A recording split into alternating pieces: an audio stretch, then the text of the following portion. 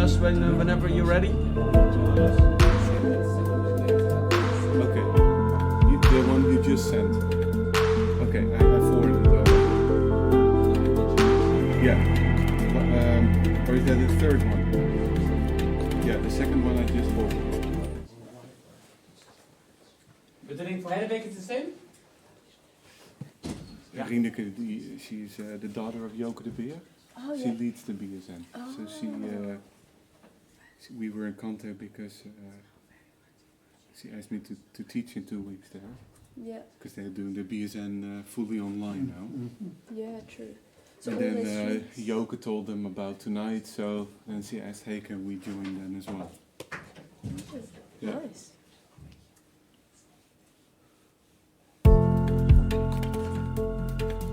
So you do kind of have to focus it because some people don't know. Ja, Het is voor ons echt een heel significant moment. Dat God een aantal jaren geleden begon te spreken over groei. En in die aantal jaren zijn we bezig gegaan met het uitwerken van plannen en stappen zijn we gaan nemen in gehoorzaamheid.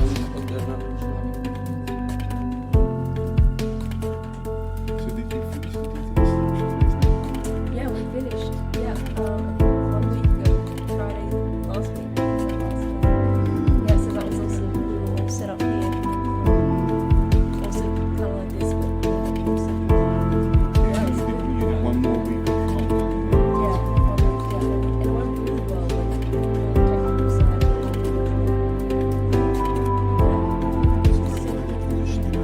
Yeah, everyone's really yeah, it's really amazing, and I think it could just kind of it's still be quite interactive. So some questions,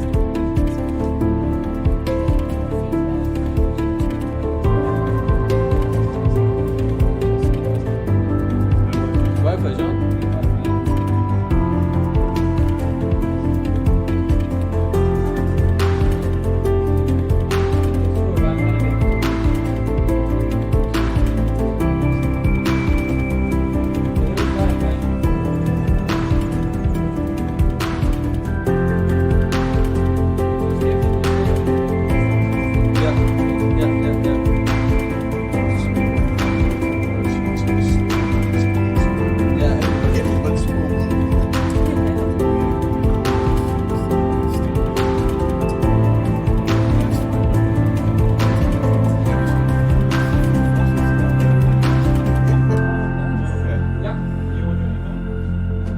I am.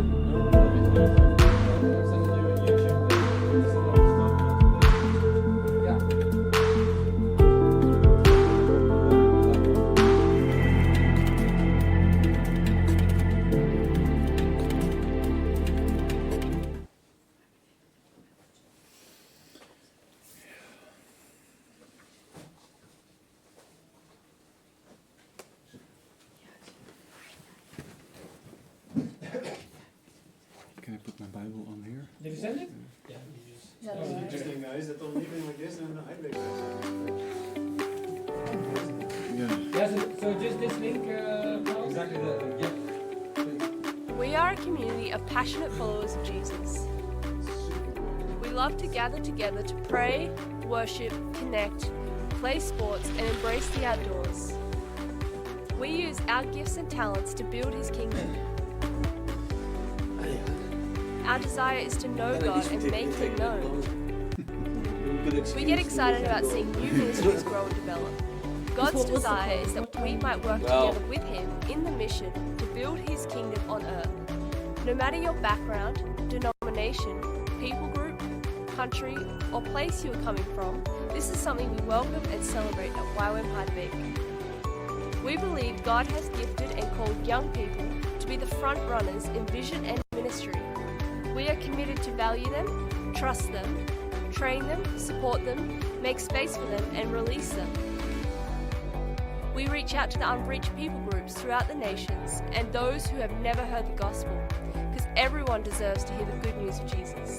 We reach out to the refugees and those in need, because Jesus' example teaches and motivates us to love our neighbour as ourselves and take care of the orphans and the widows. One of our focuses is reaching Indonesia, Thousands of islands full of beautiful people waiting and ready to hear the good news. There is great need and opportunity as this country is ready for harvest. At YWAM Heidelberg, we are a community of people motivated by love for God and love for people, which is why we want to be your springboard for world missions, equipping, providing and launching you to walk out your dreams and to reach everyone from your doorstep to the end of the earth. Why don't you come and join us? We are a Christ-centered, bike-riding, God-loving, coffee-drinking, sprinkle-eating, football-loving, training campus and missions community in the heart of the Netherlands. Start your application today and discover how you can grow here at YWAM Heidelberg.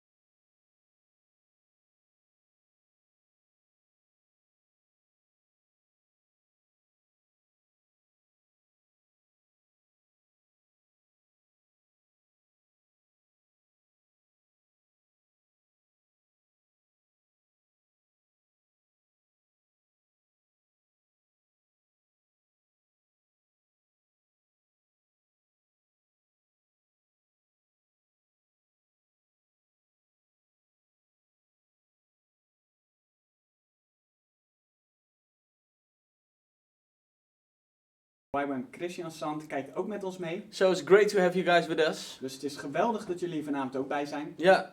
You started with the sound because it was not. You didn't hear anything. They didn't hear anything? Restart, yes. All right, so I need to restart everything? Yeah. All right. Sorry for that all. Again, welcome tonight. Nogmaals, welkom allemaal. The sound wasn't on now, so now hopefully all technical issues are solved. Het geluid stond nog niet aan, dus hopelijk zijn nu alle technische problemen opgelost. And we can really get started. En kunnen we echt beginnen. Yes. Great that you guys are watching. Geweldig dat jullie allemaal meekijken. As well as the Heidelberg community. Zowel de Heidelberg gemeenschap, But also the Bible School of the Nations of YWAM Christiansand. maar ook de Bible School of the Nations van YWAM Christiansand. Great to have you guys with us as well. Fijn dat jullie ook met ons meekijken. And maybe later on, other viewers, if we decide to throw a public or not, we still have to see. En wellicht later dat mensen meekijken, dat ze het ook nog zien als we besluiten om het publiekelijk te maken. Yes. We're not having an input night tonight. Dus vanavond zullen we geen inputavond hebben. We really have a conversation, a couch session or chair session, however you want to call it. We zullen meer een gesprek hebben, een soort van couch session. And right in this corona crisis, we thought it would be very good to talk about the corona crisis also. En te midden van deze coronacrisis dachten we dat het goed is om hier ook met elkaar over in gesprek te gaan. You guys don't see that here, but like some of our guys built an awesome studio here.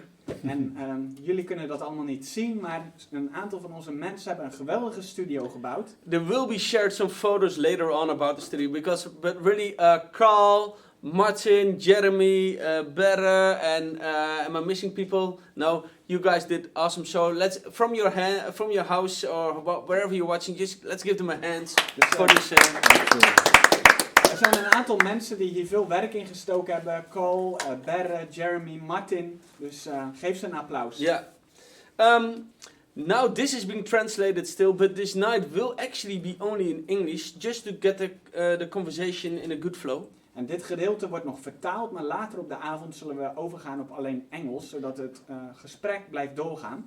And you can also WhatsApp questions about the corona crisis or how to deal with the corona crisis to the following number. En je kunt dus ook vragen sturen naar het volgende WhatsApp-nummer. That's 06128 82820. Dus 06 128 128 828 828 20. 20. Yeah, and if you're WhatsApping from Norway, then please instead of the 0 put the +31 there. Dus als je vanuit Noorwegen of het buitenland WhatsAppt, zet er dan +31 voor. Yeah. Tonight we'll have this couch session, this couch talk with Ed Sherman.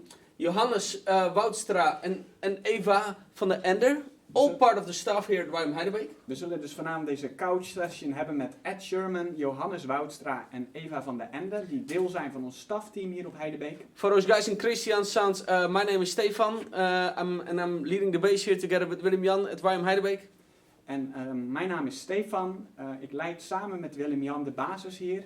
Yeah, and well, it's wonderful guys that you're part of this evening. Thank you for coming. Het is geweldig dat jullie hier vanavond zijn, dus bedankt voor het komen. I think we really have some awesome knowledge here in the mid, with us here. En ik geloof dat we echt mensen met geweldige ervaring en kennis hebben. Yeah, but indeed, wisdom is also, I think a key element in how to deal with this corona crisis. En ik geloof dat wijsheid echt een sleutelelement is in hoe we met deze crisis omgaan. Yeah. So what I'm going to do, we're going to start with prayer, and then also the translation will translator. Thank you, Bart. Will move out, and then we gonna start. Dus wat we gaan doen is, we beginnen met gebed en dan gaan we over op het Engels. Yes. Lord, we want to thank you, Lord, that we can have this night. Lord, thank you, Lord, for Johannes, Ed, for Eva, and all the people involved on the background who's willing, helping, organizing this. Lord, thank you for for that we can for technology that we can still meet, but then digitally. Lord, thank you for who you are, Lord, and thank you for what you give to us, Lord. And in the midst of this crisis situation where we're at, where we're right in the midst of it, Lord, I want to pray, Lord, that we all might experience your supernatural peace, Lord, and also you speaking to us, Lord, whether it be through this night or whether it be just in a quiet times, Lord, I want to pray, Lord, that we all experience you as close, Lord, and as an intimate God, as an intimate Father. Lord, thank you for who you are. Amen. Amen. So, guys, just to break the ground here, how did you experience these last 2 weeks of Corona crisis? All the press conferences came, and like the world went a little bit crazy. What did you guys do just in these last 2 weeks, and how did you experience? Ed, starting with you. It's been surreal. That's the closest word I could use to express it. There's a normalcy, in a sense, about life. I'm studying for a master's degree in the midst of. I'm studying for a master's degree in the midst of a worldwide crisis. It just feels strange.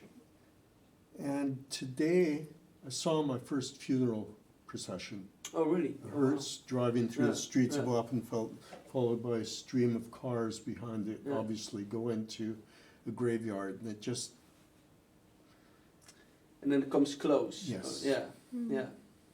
I can imagine that. Yes. Johannes, how did you experience this last weeks? Yeah, also surreal would sum it up quite well.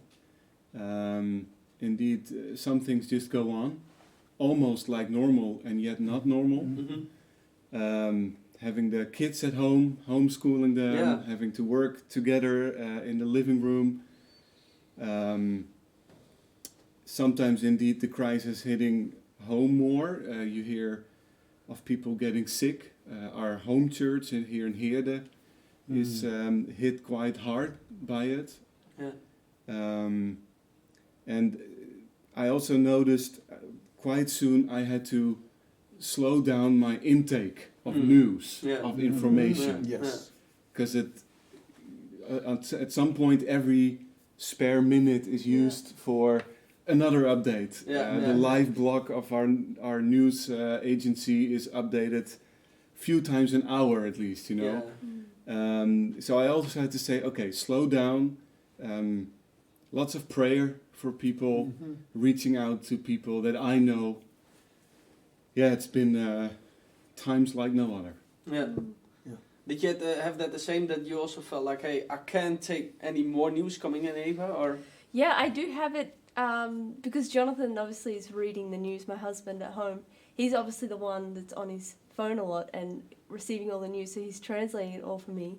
And it's it's more than ever. He's on his phone more than ever. But for us, I think the biggest thing for us is the DTS, because we're in the January quarter of the DTS, and it just shut down very dramatically, very quickly. And for it to just have to send the students home, you know, one student all the way from Indonesia to send them on the plane, it was just so weird. And that was our word of the week, like weird. And then to have all our lessons transferred to online was just a shift. It's like you've never experienced a DTS in that setting before. And then also to see, like, we have some friends that have lost their uncle, and just to hear of different friend circles that are totally unrelated from each other, that also have all people that they know that are affected. So it's in every part of our friend circles and families. So it's really hard to escape also at the moment. Yeah. Eh? You, like it's in everybody you meet. This is the talk, but also on the news. The whole news show in the evening. It's only about Corona almost. Yeah. Terry and I have a once a day, we call it damage report. Oh, Listening to what. Yeah. Is it also to get just to say like, hey, all right, this is the moment where we just talk about the news, but also, that it's not overtaking your lives, or how should I see that? Exactly. So it's not an obsession. Our lives aren't built around the coronavirus. Yeah. Because going into that a little bit deeper, and by the way, you can WhatsApp your questions into the number. I hope the number is on the screen. Yes, it is. And please do so. Maybe already some questions are coming in, but some came in already this afternoon. And first of all, like some questions came in, and I want to start with that. Diving in deep straight away, but how should we spiritually read this time? Is this part of the end time? Is this an attack from the devil? Is this maybe a punishment from God? Or, and that's quite a dramatic topic, I know, and there's maybe not even a perfect answer, but what's your point of view, or how would you see that? Johannes, can I start with you? Sure. And I think just a few minutes doesn't really do justice to the complexity of the issue. Yeah. But for sure, something happens in the way we look at the world, our faith, our hopes. I was thinking a little bit, the whole situation shakes us in our faith. It does something to the way we look to God. It does something to the way we look at the world and want to reach out to the world. So it has all sorts of consequences, sort of upwardly, inwardly, and outwardly. Yeah. Is it punishment of God? I think what the Bible shows us that, yes, God does punish also in history sin. We see that actually straight away from Cain. You know, he doesn't get away with murdering his brother. Yeah. He's punished right away. We see that in Israel being punished. The prophets also speak the punishment of God upon the nations. So it's not just Israel that gets punished for its sins. So is there punishment in history? I think yes. But the Bible also shows that you cannot always relate punishment of God sort of one-on-one to particular sins. Because that also leaves all sorts of questions. Why are some people now hit with corona and others are not? We're all hit in varying, in different, to different extents, to different degrees. So, and I also think that the New Testament ultimately, especially, draws our attention, and in a way even our hope, to a final judgment. When all things will be put to rights. So there could be an element of God punishing us for our complacency, our selfishness, or all sorts of things. But we should be careful to just, I think, throw that out there, that idea, or punish say certain groups of people or certain churches or certain nations are punished. Exactly. So also like the whole idea of like, hey, a certain person who maybe got corona doesn't mean that even if we would say that God would punish that, then it wouldn't be necessarily that person because of his sin or her sin. And the psalmist talks about the fact that the righteous suffer. And sometimes the ungodly prosper and die at peace in bed. There's not a one-for-one correspondence between suffering and righteousness and relationship with God.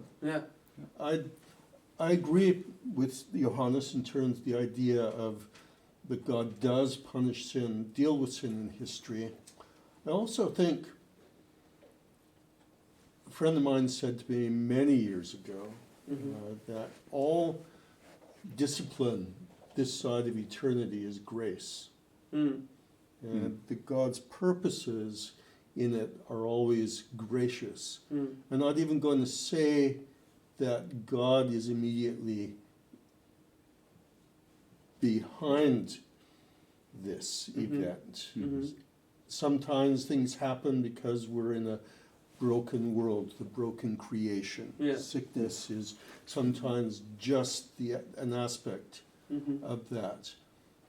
But God works in that according to his purposes.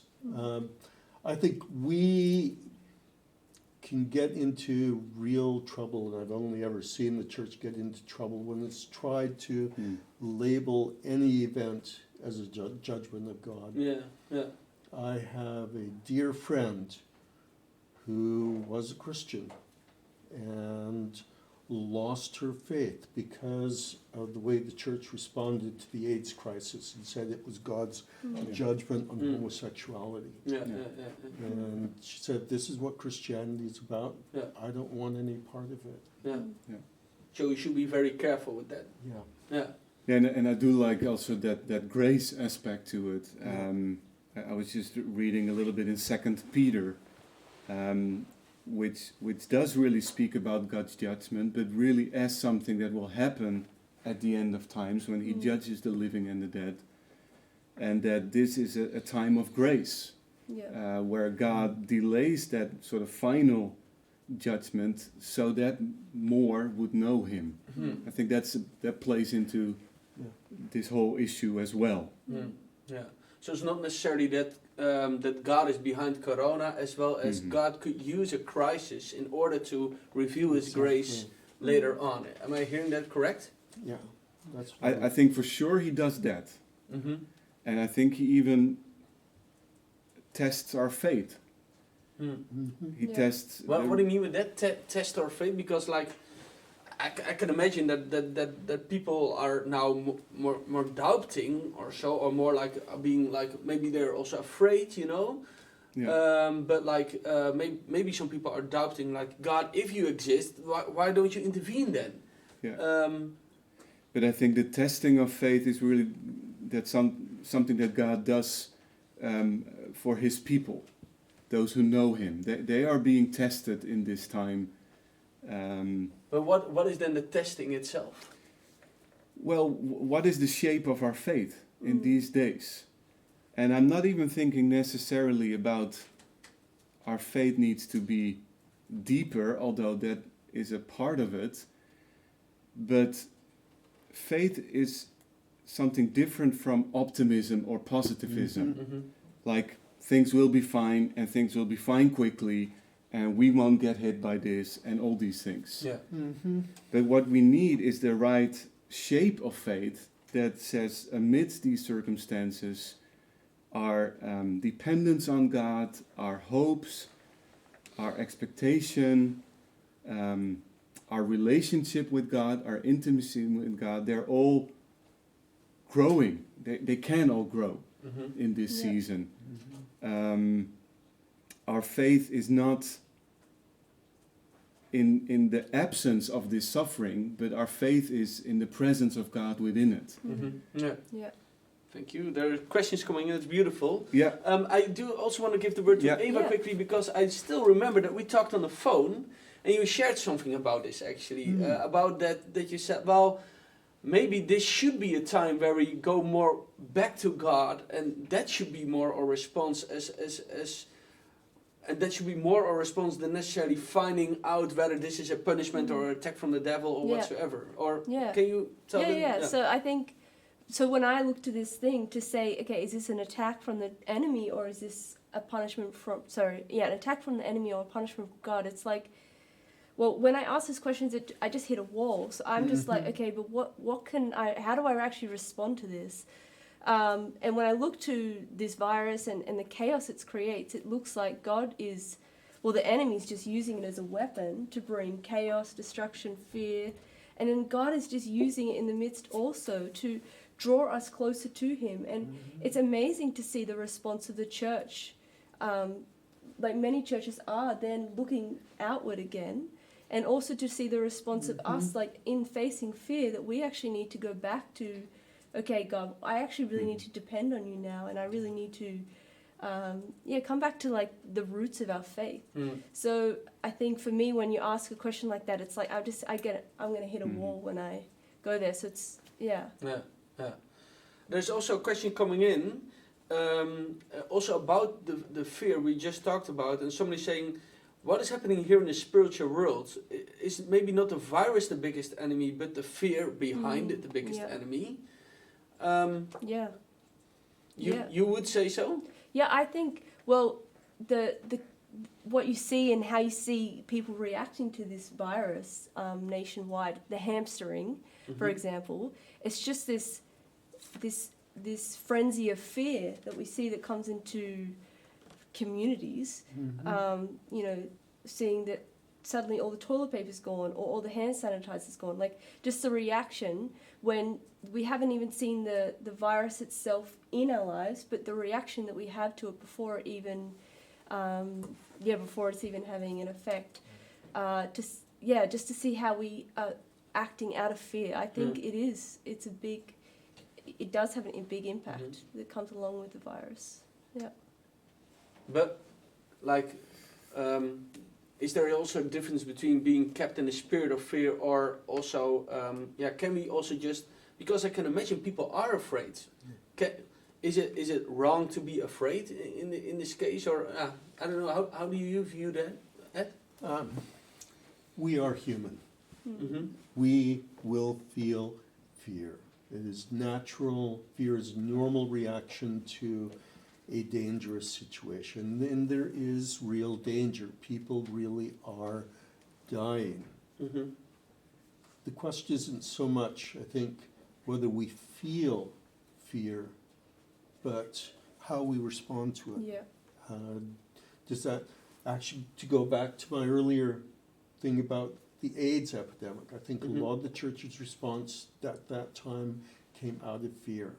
We were afraid that we would get it. We were afraid that our children would get it. So we responded badly.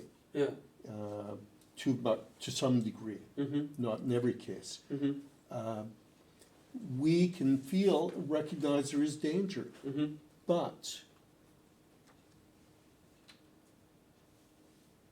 our hope ultimately isn't in this world.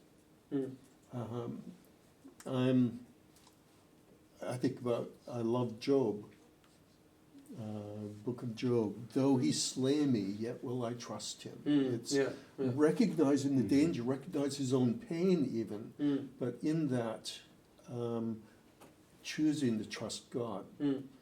So it's more like a choice, not to... A choice, but it's not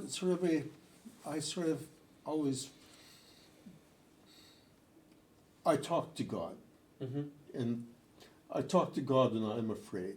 I tell him, I bring him into my fear. It's not just me making a choice, it's I bring him into my fear by talking to him about it, by letting him know my thoughts, letting him know what I'm going through.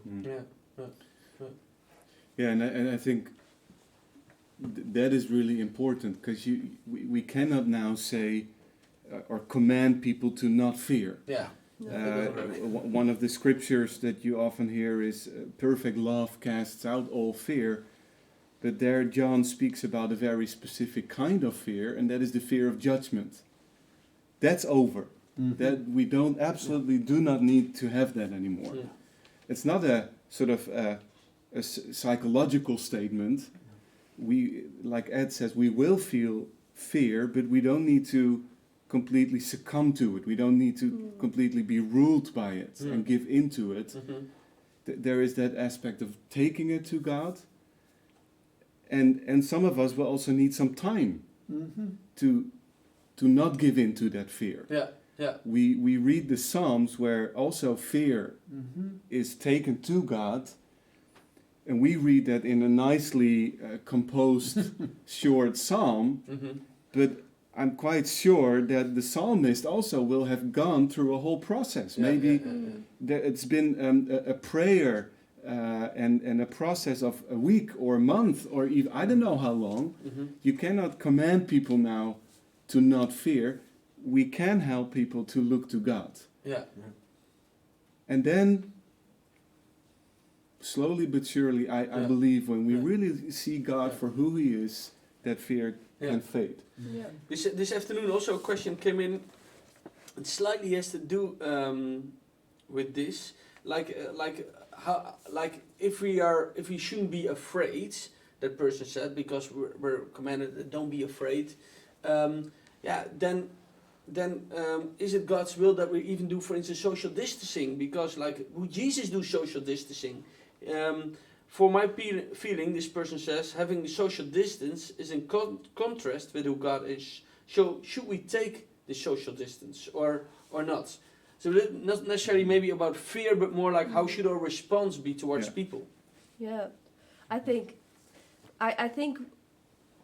there's wisdom. So the social distancing is a prevention to spread the virus. So to think that if everyone was to not socially distance, then you would see that the virus would spread much quicker.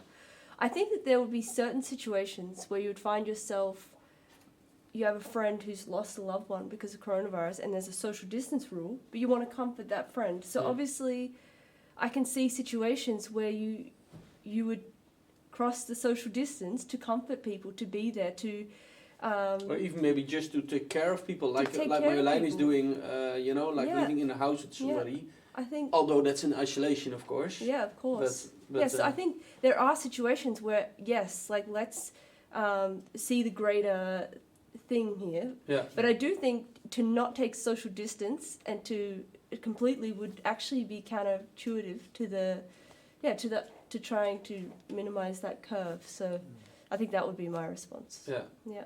But I don't know if you guys also have thoughts. Yeah, in terms of, again, wisdom is not contrary to what Jesus would do. Yeah.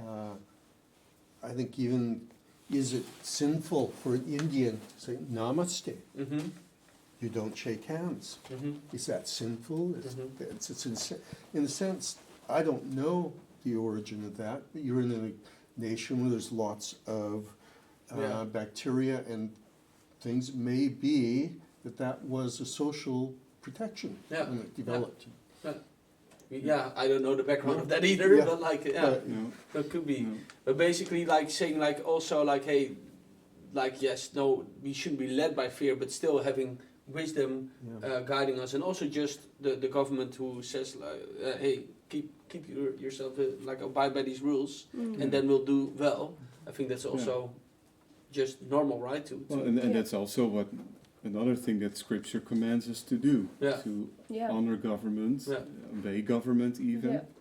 There is these exceptions, Acts 4, where the disciples say, whom should we rather obey, God or man? But that is in a completely different kind of context, for a completely different kind of reason. But I do indeed love the example of one of us in our midst choosing to stay in the house of someone where Corona has hit, but then keeping a distance. And those choices of self-sacrifice without endangering the larger public, God might ask that of us at moments. We don't necessarily have to rush into these situations, but that's a beautiful example of love and mercy. Yeah, no, I agree. Yeah. I think there's a difference between we're crossing the boundary there of social distancing in order to minister God's grace and love. Yeah. We're keeping a social distance in order to show His grace and love, that we're not communicating the virus to somebody else. And it's not a rule for how we behave at all times, in all places. It's something right now that is expressing the love of God and we're desiring to protect our neighbor from a deadly virus. There's a comment coming in also online, somebody saying like social distance is not the same as stopping to love. God also said leave your parents, He didn't say abandon your parents. That person said, like, so thank you for that comment. Hey, I do want to talk about end time. I already mentioned it when I said how should we spiritually read this time, and quite some questions are coming in about the end time. Somebody say, I'm just reading out some questions here. Somebody's quoting Matthew 24, verse 6 to 8, and I think most of us know the scripture. It's about end time, about like all the troubles which will come. The person saying, would you say that this pest epidemic, sorry, that word is a hard word to pronounce, the pestilence, whatever. The epidemic is the beginning of the end times, or is it just a natural event? Somebody else is saying, Microsoft is now implementing a nano chip in every person. Are we close in the end time? And there was even another one saying like, in the past the battle first was for land, then for machines, now it's for data. During this COVID-19 time, data is being used like never before. Do you think that through this time a new era will start in artificial intelligence and start ruling over our lives more and more, and that the battle for conquest will become more and more aggressive? And do you think this could be a sign of the end time? Well, that last one is a little bit different question. First, going to that first one, is this part of the end time? Or is this just a natural event? Or can it be both? Quite a big one, yeah. Go ahead. Well, okay, I'll go. Yeah. Just trying to figure out who starts. Don't want to speak before my turn. Well, I do think, and this could sound like a bit of a cliche, but I do think it's really important to realize we've been living in the end times ever since Jesus ascended to heaven. The Bible is very clear about that. In fact, the Apostle John, in his first letter, even says this is the last hour, even impressing that urgency of we're really at the end 1900 years ago. So in that sense, I'm always careful to say, oh, now the end is really close, and now the end is even closer. 1,000 years ago, when the turn from the first to the second millennium, so around the year 1000 AD, was there, people also thought, en masse, this must be the end. The first 1,000 years are up. And that has been all throughout history. That's nothing new. That's not something from the 60s and 70s or so. That is really... But Johannes, like, I don't know if you also feel that, but like, I always share this opinion also personally, but then lately, the last years, I do think, man, we're in a, basically just in a like it feels like a tornado, you know, like it's just like, then this thing is coming, and then this thing is coming, and also, of course, we should realize that we get more news coming in, like more than ever before. But is it not? Can this not be also just a sign of the end time? Yeah. In the 13th, 14th century, up to half of Europe's population was killed in the plague.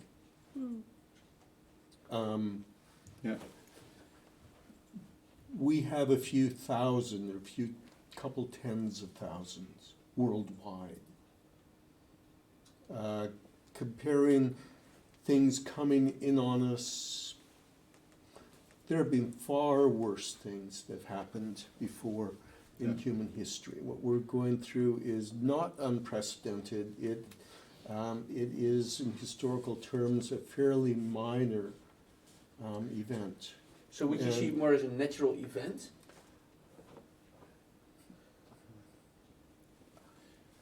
Or event is maybe a wrong word, but yeah. In one sense, I never call anything purely natural event. Because God is always involved, and other powers as well. The enemy is also involved. Eva was sharing. So nothing is ever purely natural, but that doesn't mean it's a sign of the end. But it is you know what is an end? 17 people died in Hirda in that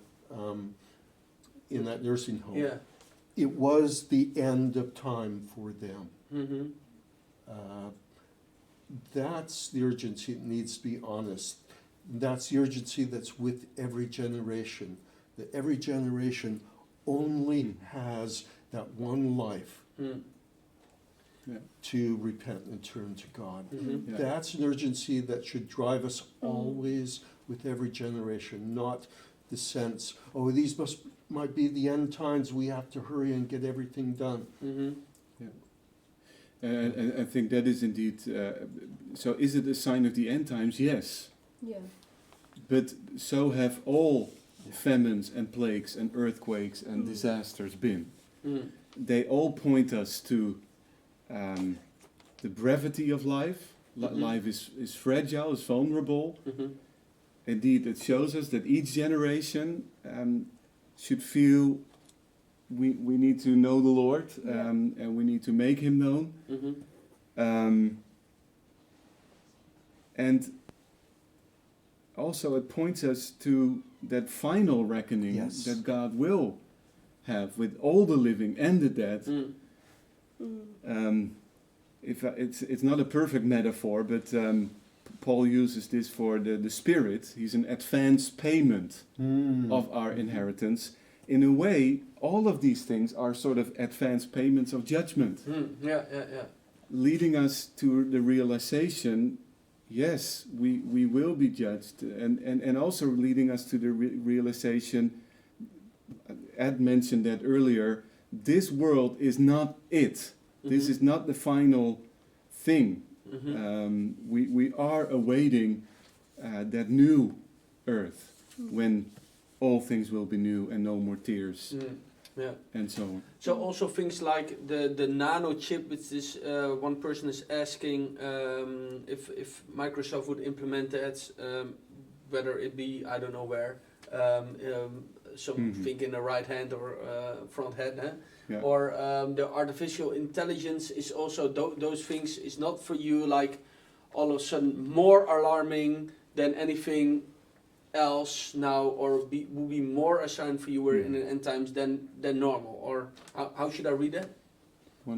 Yeah, I don't have particular thoughts about all the nano chip stuff, to be honest, but I think in general end times, I think what you said actually, I prepared myself for this question a little bit. Like, I think we're already living in the end times since Jesus died. And with all these little things that we see coming, I know that when I did my DTS, I learned also that there's a lot of the things that the Bible talks about also can be said to have already happened in the first 100 years after Jesus' death. So that's also one view. So the chip and the mark of the devil, these things apparently have also already happened back under the Roman Empire. And I don't have strong opinions about this, but then there are many things in history that people have said, oh, that was it and that was it. So I think it's what you said, that there's so many things in history where we've, that it feels like, oh, this could be it, what the Bible's talking about. And for me, the coronavirus is just teaching me, again, like how fragile life is. And yes, it's so important that we are so intentional in our mission to share the gospel, to have that outward focus. And that's always, I think. So, but so, if other people have thoughts about the nanochip, I don't know. Well, I mean, one thing, and then about the nanochip, one thing that is important, I think, in what you say is that in times like this, when we feel like, oh, it's the end times, and this is not necessarily true of all, but what can happen is that we become fearful and inward focused. Well, what I like what you're saying is it should actually impress upon us the urgency of spreading the good news. And living the good news. So that we, don't become inward focused, fear for yourself, oh, mark of the beast, or now this is the end.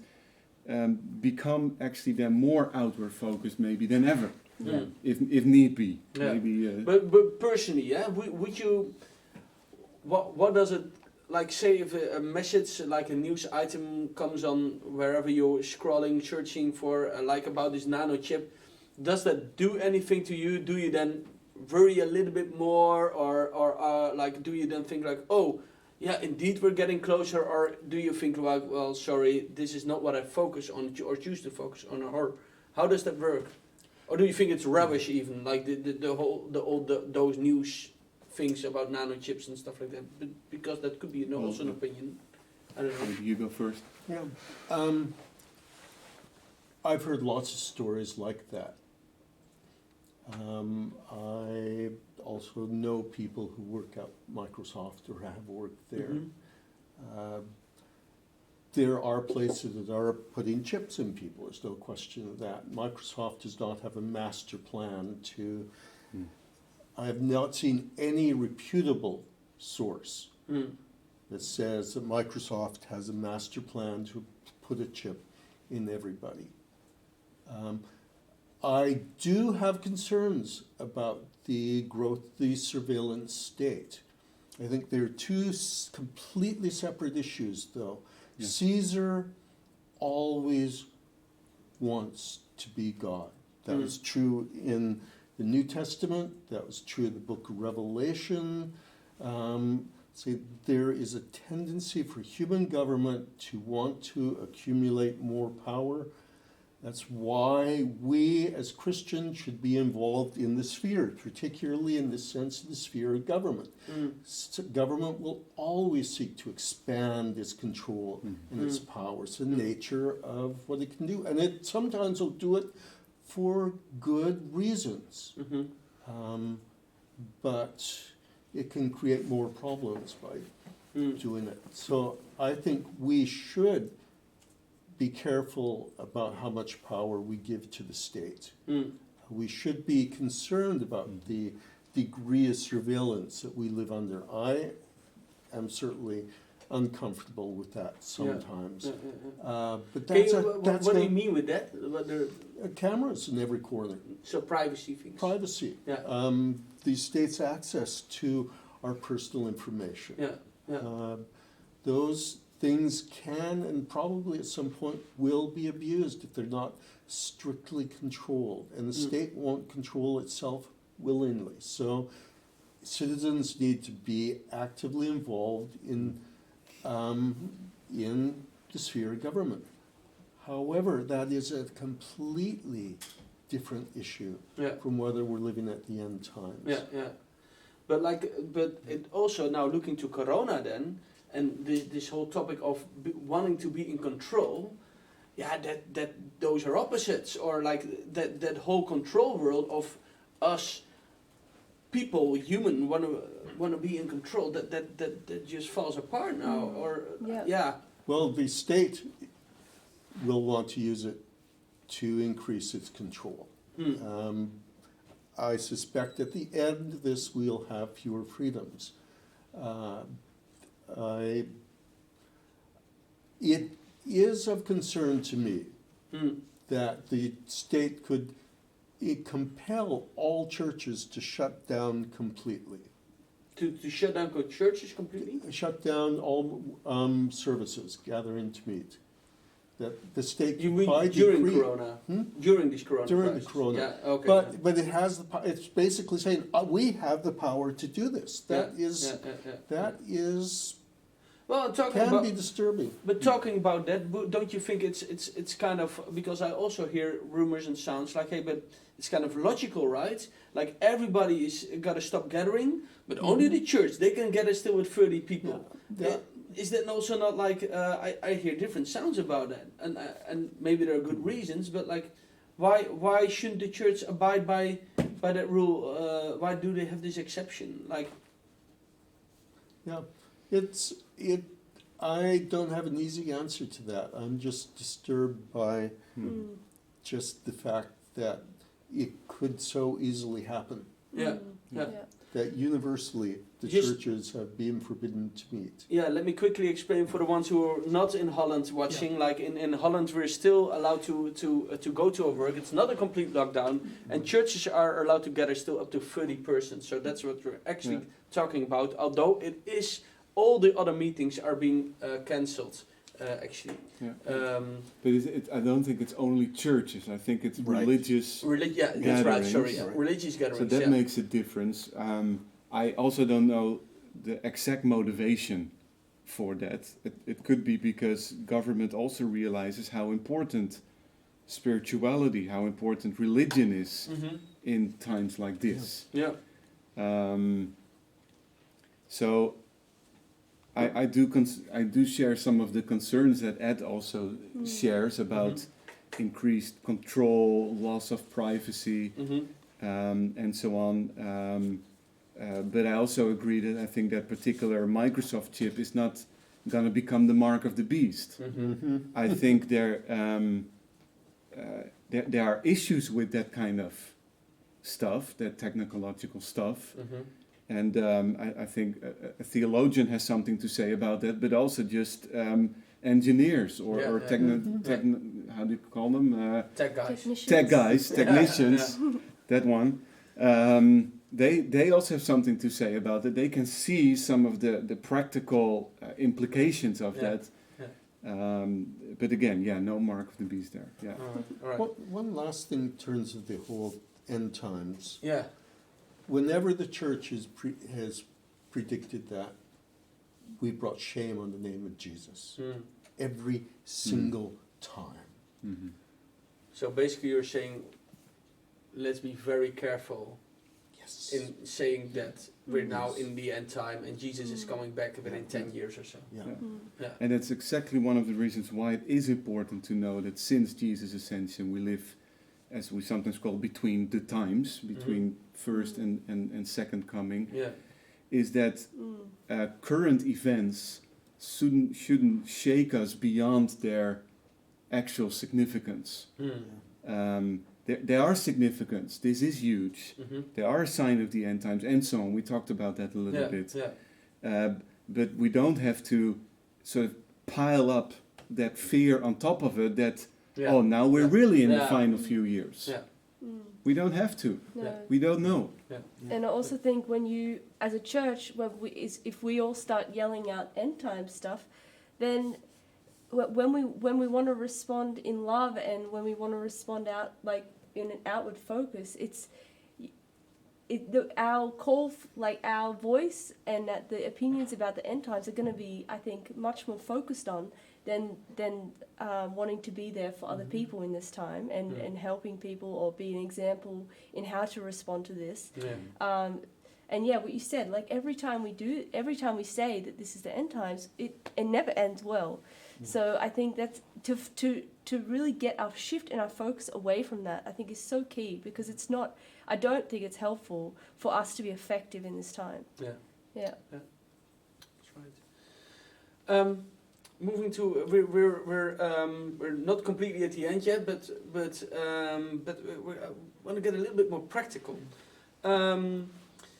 Somebody's writing about God's promises. We do not have the promise that we won't get corona, But what are the promises that we can rely on? What specific comforting promises are in the Bible which is good to remember in times like these? So it's really about like, hey, how to respond as Christians to this, you know? Like, so, how can we basically remind ourselves of God's promises and what promises are there?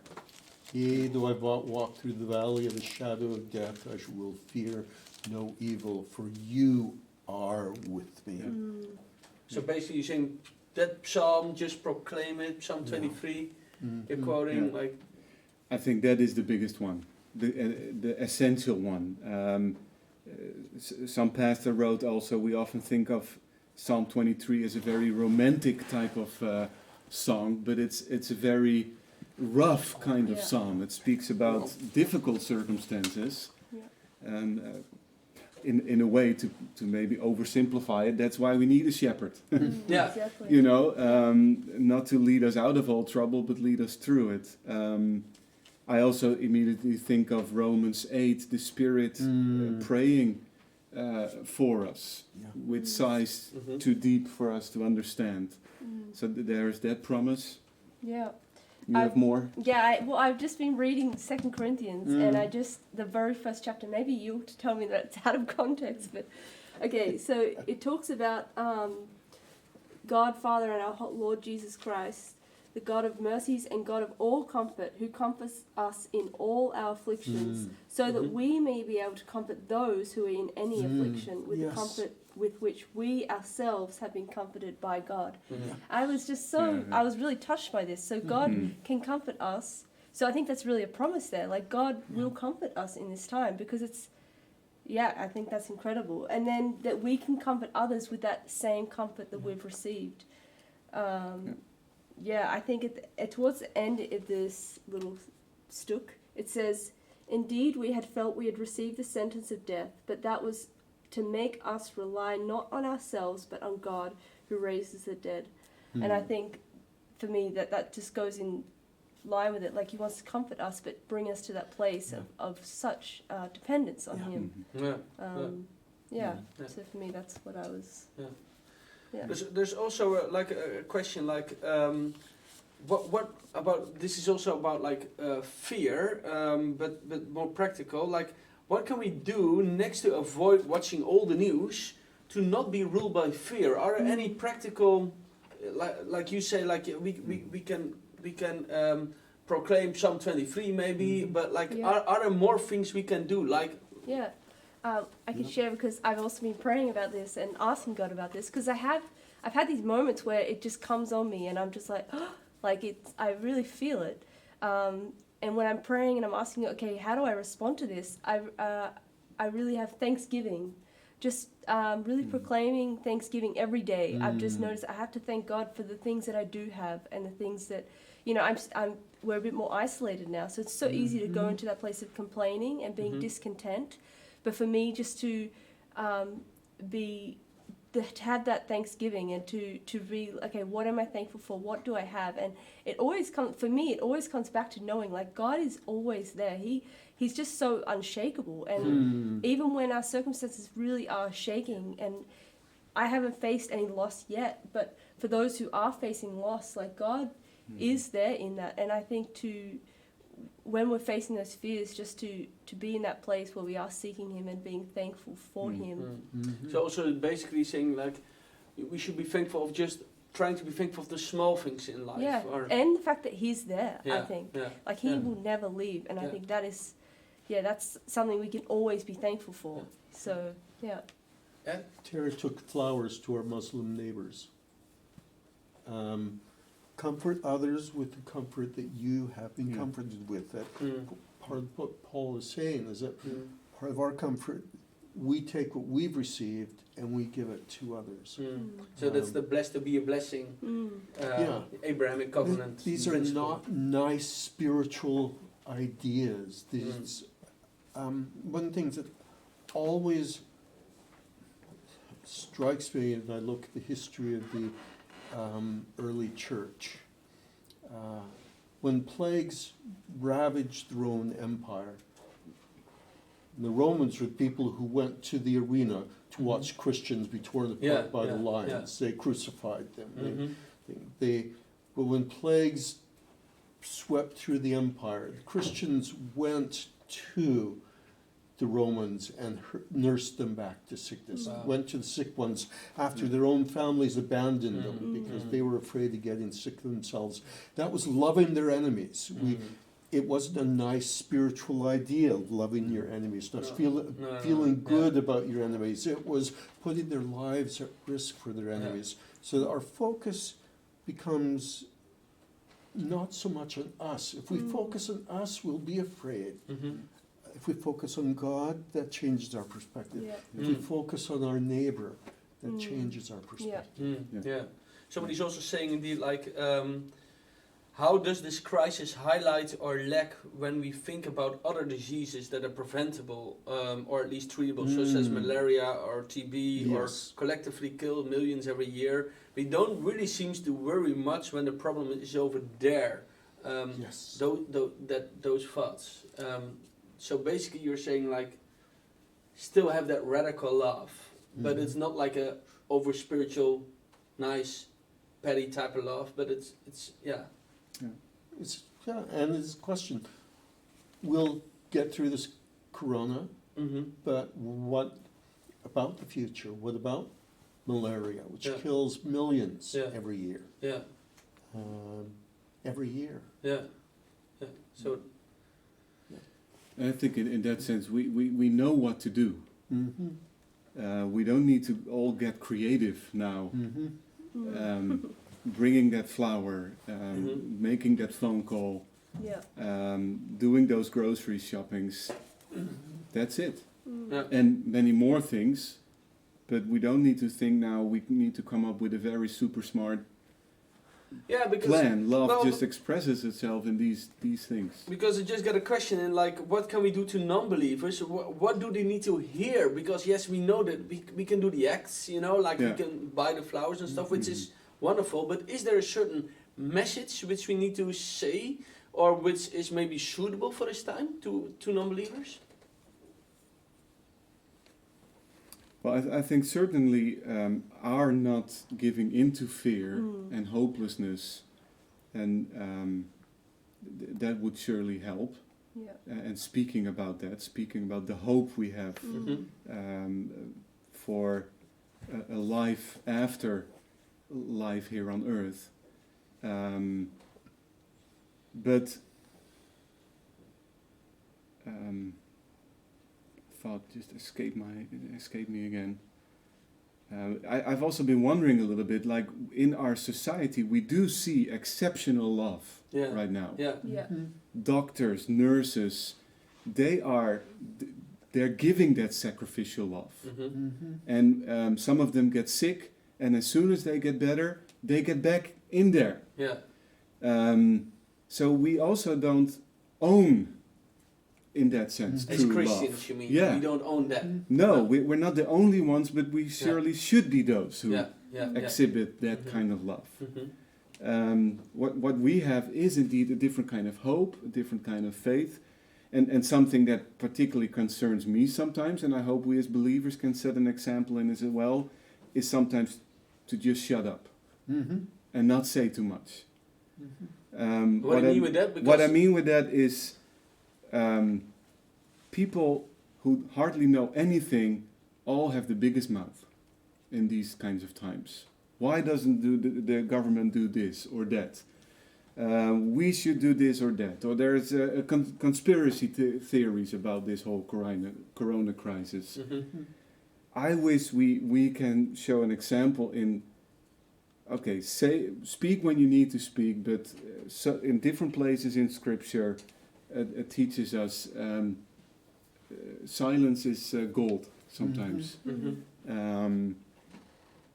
And it's then more in our acts of love that we show our hope and faith than shouting with the crowds. I think sometimes many non-believers know what we're going to say. They basically already know. And they're waiting for us to say it at a time like this. And I think that's sometimes we need to not say it, to allow what we do to speak for itself. Now there will come a time, and I do not believe in the saying that says, preach the gospel at all times, if necessary, use words. I think that's a false statement in terms of false view of what the Bible has to say. But I do think we need wisdom with our words, wisdom for when to speak, and so that what we say is constant, matches our words, or matches what we say, matches what we do. And I'd say many non-believers know what we're going to say, and they're waiting for us to say it. And sometimes we might make a bigger impression on them if we don't say it. And that saying of preach the gospel if necessary with words, that's often ascribed to St. Francis. He never said that. He never said that, no, I know. But I'm just thinking of the funeral of my grandmother, which my brother and I got to conduct, how do you say it, lead that funeral, lead the service and the burial. And in a way, there was such a beautiful, great experience. Yes, there was grief and sadness, lots of it. She was rather old, but still all of the sudden sort of ripped out of life, so there was a shock, all of that. But we used the liturgy, of the church, the ancient words, ever true, as it were, and we just spoke about the hope of the resurrection. Hope. And there was family related to family. I didn't know them personally, but they said, we've lost our faith a long time ago, but we've almost felt like we want it back, almost a homesickness to having faith, having hope. So basically, if you hear it correct, hope should be the word actually. If he says something, let us speak hope. Am I hearing that? And comfort, I also heard, but like... And living hope, I think that is really important. And I think that's also that's what people are longing for also in crisis. People are longing for hope, for a way out, basically, even, and that way out, let there be a person then in what we bring. And we can tell them our hope is not that this is finished soon. Our hope is not even that we won't get sick. But our hope goes so much deeper. It's a historically based hope in the resurrection of Jesus. It's a future-oriented hope of a new heaven and a new earth. And just declaring that. And also what you said, restoration just of this earth, also without Corona and without and that's part of that. There are still more questions coming in. We are not gonna be able to answer or to talk about every question. In the beginning, there came in a very practical question. Somebody heard, this is just very practical. Somebody heard from God to do a DTS, and we also prayed for it here. The DTS leaders prayed for it, and they had a yes. But then, Corona came, the crisis came, the DTS was cancelled. If you're watching, I'm sorry. I think this was the right decision. We had to cancel the DTS, but still, I hope you maybe can do it next year. But how should we look to this? Like, we had a yes, right? And God spoke, and but now He can't come. Also, all the other activities which are planned. How should we? Didn't we hear right? Well, this in a way needs a very long and careful answer, but just a few ideas just on the spot here, is that first of all, the Bible itself teaches us, don't say tomorrow I'll do this and that, because you don't know what tomorrow even brings. James 4.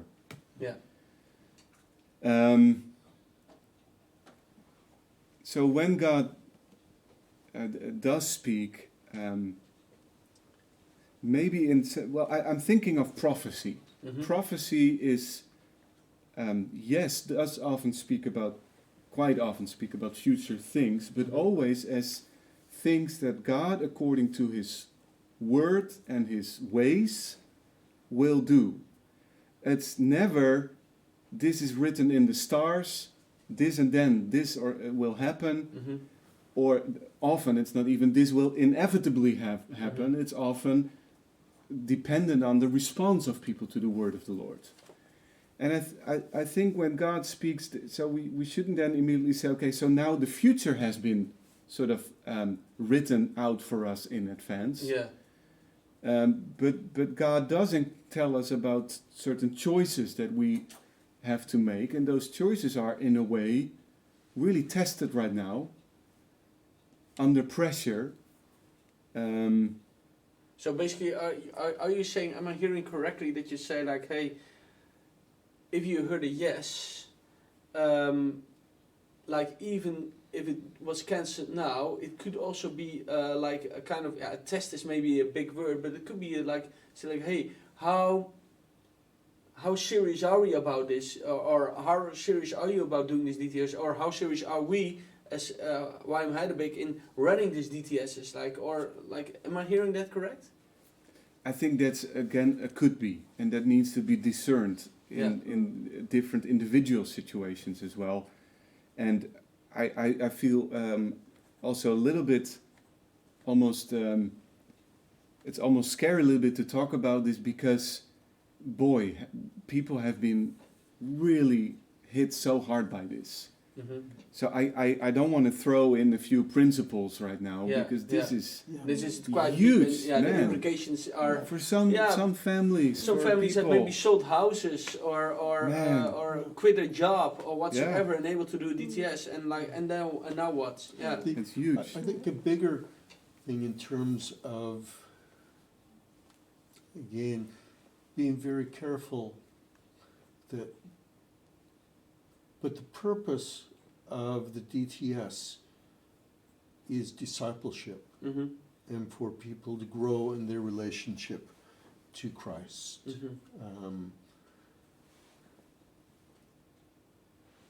That is God's desire for this person. Yeah.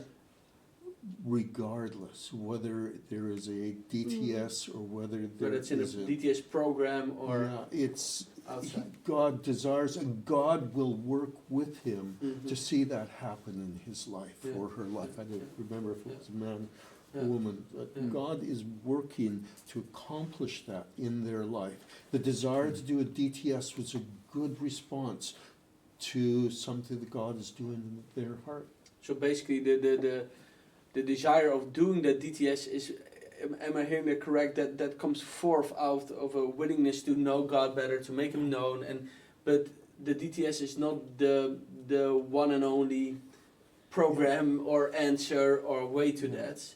Still, also we should also say like, hey, we cannot always, how to say that, know everything perfectly right also, neither in our hearing of God, I think, but also in what we plan. And sometimes these situations happen, and you just have to deal in all the wisdom, I think, which you have, but it's not an easy answer still.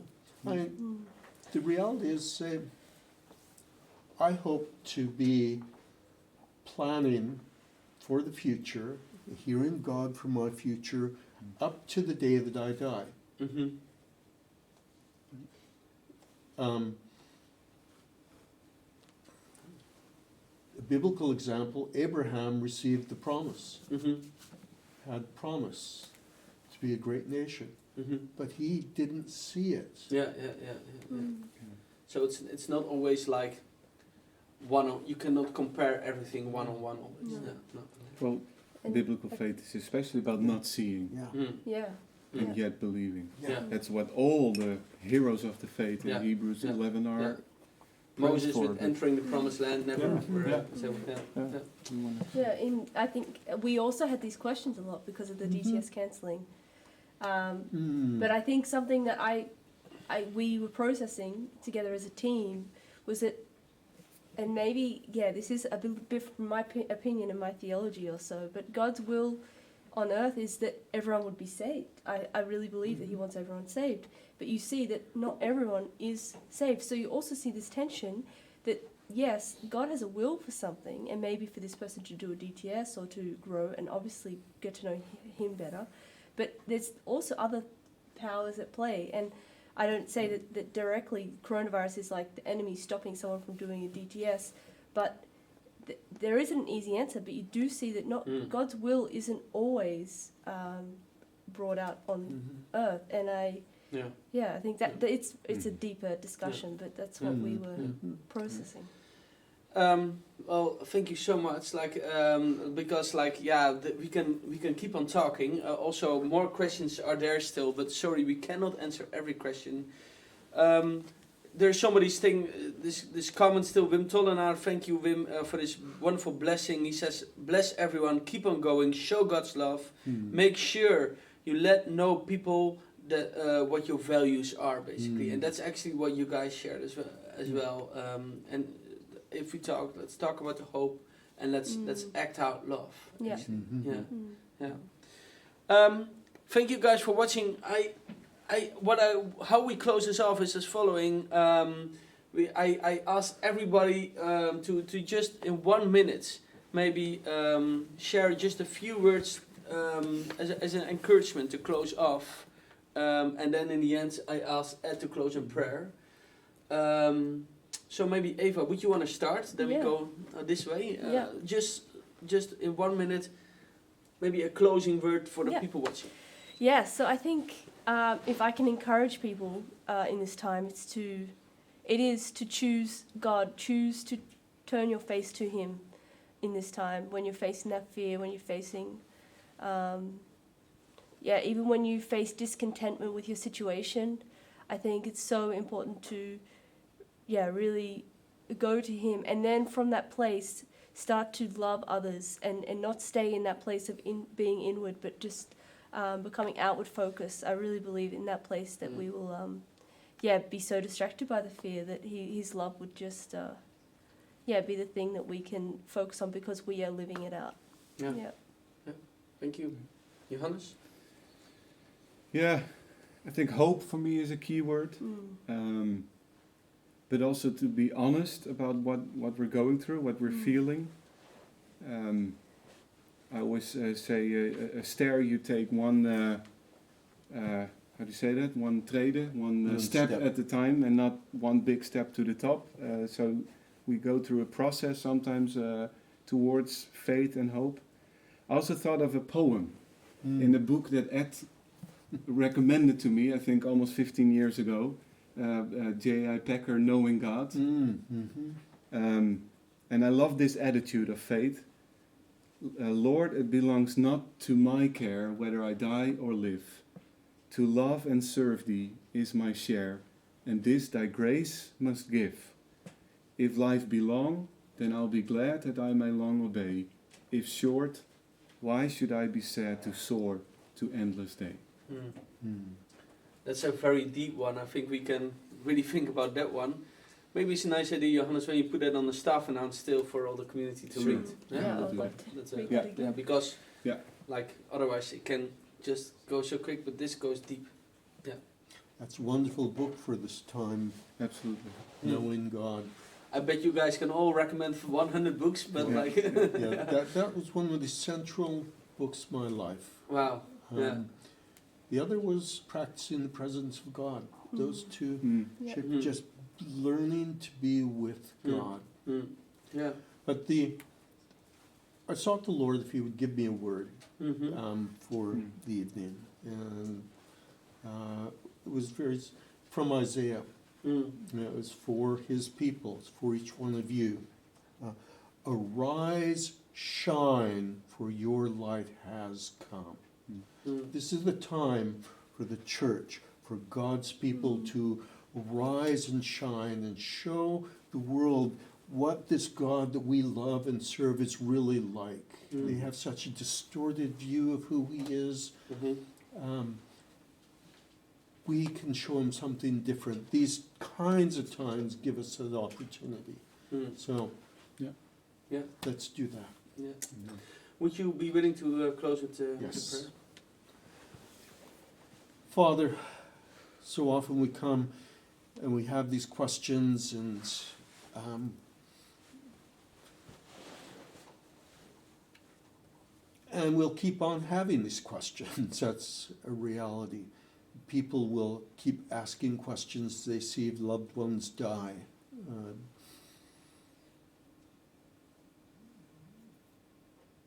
But I pray that this evening will be an evening that you've used, that you'll use, that the words that we've shared will stay with people in such a way that they do provoke hope, that they do provoke faith, that they do provoke a sense of that we are God's people put on this earth for this time and this moment, for this crisis, and that who we are and what we do and what we say, how we live, will make a difference in the life of this world, in the lives of people we know and love, in the lives of strangers that we meet and have a moment of kindness with. So give us eyes to see with your eyes, Lord, that see this world, see its pain, and see how we can be ministers to that pain. And in that, be ministers of reconciliation.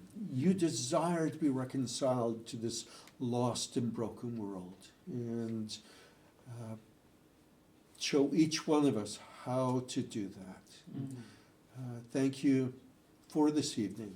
I thank you for Johannes and Eva, and just hearing and learning from them. And be with each one who's listened tonight. And may they take heart, may they take courage and faith and hope to go into the world that you love, Father, and share that love. In Jesus' name I pray. Amen. Amen. Thank you, Ed, Johannes, and Eva. And thank you for watching. It was really, I think it was really a good night. Nice to have this conversation. Yeah. And thank you for being so interactive, writing all the questions. Lots of questions came in. People also think just that I watch on my phone 2 questions apparently, but like, because I got lots of messages coming in, but I don't watch there. You should really message to the number. What we would like to know, if you like, did you like this, or what do you think about this? Should we do this more often, a couch setting like this? Because we can do this more often. This studio, which the guys built here, will stay here for a little while within this corona crisis, because we're going to use it more often. But it's quite easy actually to do.